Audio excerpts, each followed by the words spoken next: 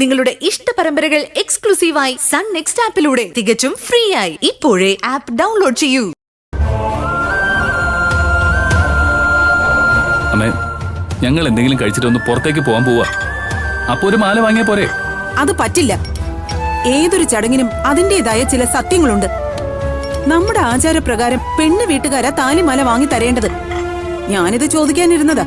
പിന്നെ ഞാൻ വിചാരിച്ചു ഞാനായിട്ട് എന്തിനാ പറയുന്നേന്ന്.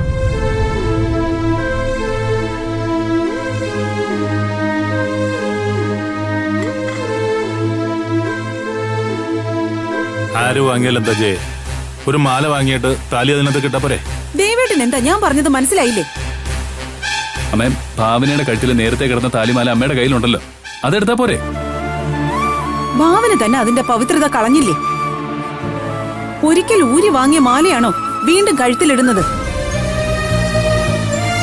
ഭാവനെ, ഞാൻ ഈ പറയുന്നതിന്റെ പൊരുൾ എന്താണെന്ന് നിങ്ങൾക്കൊന്നും പറഞ്ഞാൽ മനസ്സിലാവില്ല. ഗായത്രിയോട് ചോദിച്ചാ മതി, പറഞ്ഞുതരും. എന്തിനാ ജയ നീ ഈ കാര്യങ്ങളൊക്കെ ഗായത്രിയോട് ചോദിക്കണോ അഭിപ്രായം പറയാനൊക്കെ നിൽക്കുന്നേ? സൂര്യൻ ഭാവന ഇപ്പൊ പോയിട്ട് മാല വാങ്ങിക്കട്ടെ. ദീർഘ സുമംഗലിയായി ഭർത്താവിനോടൊപ്പം കഴിയാനുള്ളതാണെന്നുള്ള ദൃഢനിശ്ചയത്തോടെ വേണം ഓരോ പെണ്ണും താലിമാല കഴുത്തിലിടേണ്ടത്. അതിന്റെ പവിത്രത അറിവുള്ളവരോട് ചോദിച്ചാ മതി, പറഞ്ഞുതരും.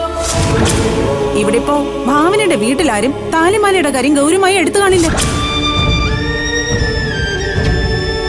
ഗൗരവമായി എടുത്തിരുന്നെങ്കിലേ നിങ്ങൾ വീട്ടിലേക്ക് വിരുന്നിന് പോയപ്പോ തന്നെ മാല ഭാവനയ്ക്ക് കൊടുത്തേനെ. ഇനിയിപ്പൊ അതും ഇതും പറഞ്ഞിട്ട് കാര്യമില്ലല്ലോ ജയ. കുറെയൊക്കെ അന്ധവിശ്വാസങ്ങളാ. ജയ് പറയുന്നതൊക്കെ ഞാൻ ആദ്യമായിട്ട് കേൾക്കുന്നത്. ഞാനും ആദ്യമായിട്ടാ കേൾക്കുന്നത്.